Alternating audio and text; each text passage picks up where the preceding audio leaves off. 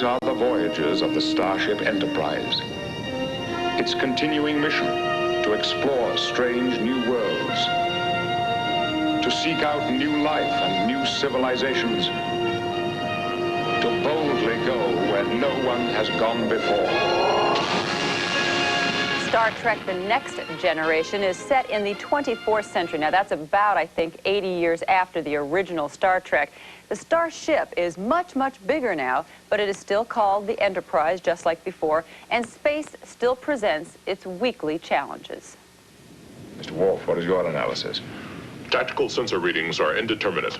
They don't even give us enough for an educated guess. And yet all of our sensors are operating properly. Can there be an intelligence at work here? Counselor, do you sense a life form out there? No, I don't think so. No, there's nothing. Nothing. All right, and I am with 3 of the cast members now in regular everyday clothes. And with me this morning, Jonathan Frakes. He is First Officer Commander William Riker. Well, number 1, right? And also Marina Sirtis is the ship's counselor, Deanna Troi.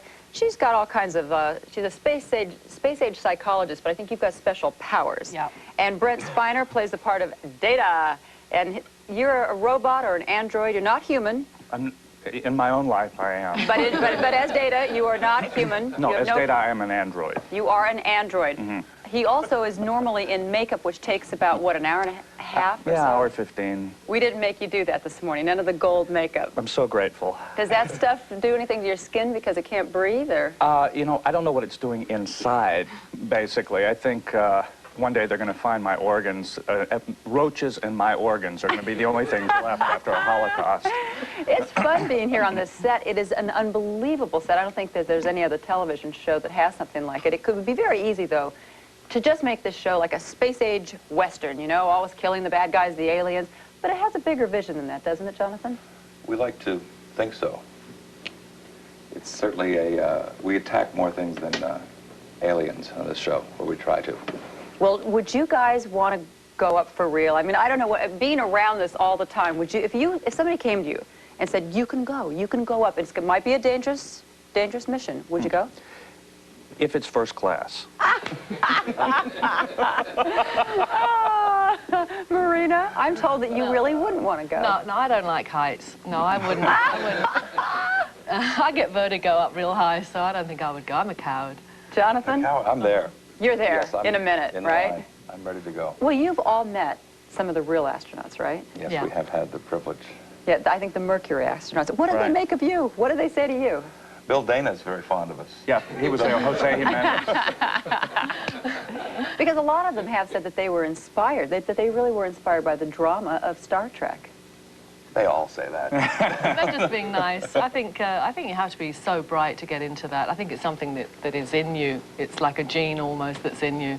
I don't think that, I don't know. I mean, it would be flattering to think, and it wouldn't be us anyway, it would be the original cast. So. They're the real cowboys.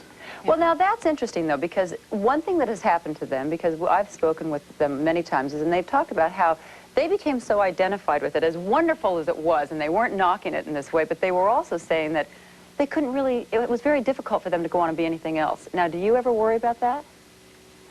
Going on to be anything else?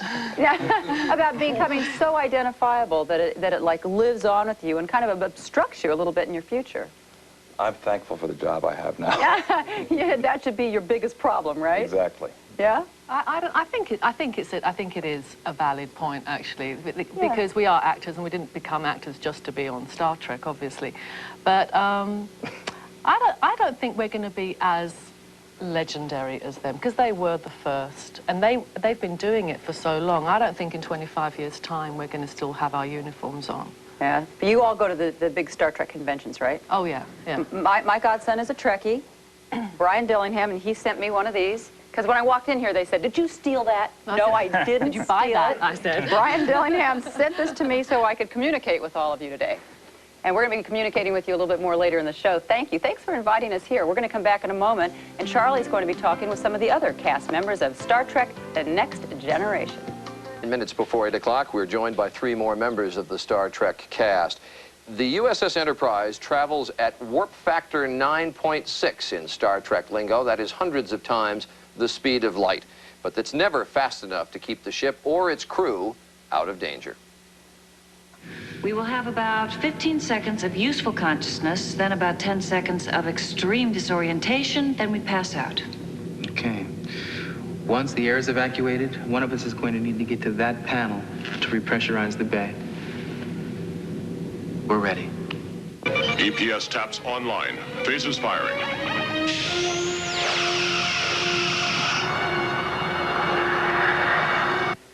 Again in civilian dress, joining us now, three more members of the cast. LeVar Burton, who plays Lieutenant Geordi LaForge, Chief of Engineering, a blind man unless he's wearing those high-tech visors to give him superhuman sight. Gates McFadden, who plays the role of the ship's doctor, Beverly Crusher. And Michael Dorn is a Klingon named Lieutenant Worf, Chief of Security. He's joining us without his special effects makeup, which takes, I'm told, 90 minutes to put on. 90 minutes. Let's deal with the makeup questions right away. First of all, can you see very well in those? That's the irony. I'm an actor playing a blind man who sees when he wears this device, yet when I put it on, about 80% of my vision is taken away. You've got no peripheral vision? I can't see this or this, so I used to bump into things. I was just going to say, is he bumping into parts of the set at times? Well, actually, no, he does. Well, I have bumped into Gates. Very well, yes. But then I have a big wig on, so I don't feel anything. I can just sort of hit the walls myself. Well, you've actually got the lucky part of all this. Basically, you can put on the wig, the suit, and bingo, you're ready to go. Yeah, there's no makeup at all for women, and yeah, but please. We are there an hour and 15, I have an hour and 15-minute call because to get all of this under a wig takes a little bit of time, and you know, whatever. But no, it takes Joan 4 or 5 hours to make up every morning, there you are, so. there you are. She's going to kill me when I finally run into her again. And yours takes about 90 minutes? Takes about 90 minutes. I'm amazed that you can do it in that short an amount of time. We're going to be featuring that makeup job that Michael Westmore does. It started out to be about 3 hours, but and they they've cut been it able down. to shorten it down? Yeah, and I don't want to see when I get into makeup, so. You just sort of nod off and let them do please, yeah. whatever they're going to do. There's good news and bad news in all of that, I suppose, which is it takes a long time. I don't know whether it's good news or bad news that nobody recognizes you without the makeup. No, it's good. Please. You'd rather have that? Yeah, I like the anonymity. The voice, however, is so distinctive that people must spot that right away. At times, yeah. It's just, you know, without the makeup, it's sort of like they don't put it together. Most of the time, they kind of look and they kind of stare and cock their head a little bit, but yeah, most of the time they don't. I've heard it someplace, but I can't quite place it. You're Denzel Jones, aren't you? When you have this many people working on a cast, there's got to be a lot of inside jokes. I mean, as I walk down the hall and look at the visitors' quarters, there's a little room there for Lieutenant Luke Skywalker. Other things that goes on? Tell me about the accordion.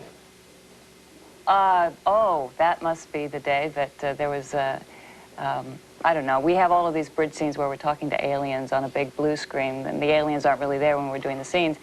And at one point, they were all on the bridge, all of the crew, and it was an alien who was about to speak. And I just happened to have my son's little concertina, and I just started to play a song behind instead, which just livened it up. I don't know. You all fans of the original show? I was. Were you? Yeah. You wanted to be an astronaut, I'm told. Yeah. When At one time. Yeah, I figured I'd, you know, I used to send away the box tops of cereals for the old Friendship 7 spacecraft, and I put it together and fly it around the house and all that stuff. And you know, when I got into of draft age, I found out I have an eye deficiency, and you couldn't do it. Well, this is the next best thing. Plus, you don't get hurt this way, you know. That's true. Much safer. We're going to bring you all back a little bit later, and LeVar, I want to ask you when you do come back. I know if so many people associate you with Roots and the recent death of Alex Haley. We'll talk to you about that a little bit when we talk to you in our 8 o'clock hour, 8:30 half hour. So we'll see you all again a little later. Once again with the cast of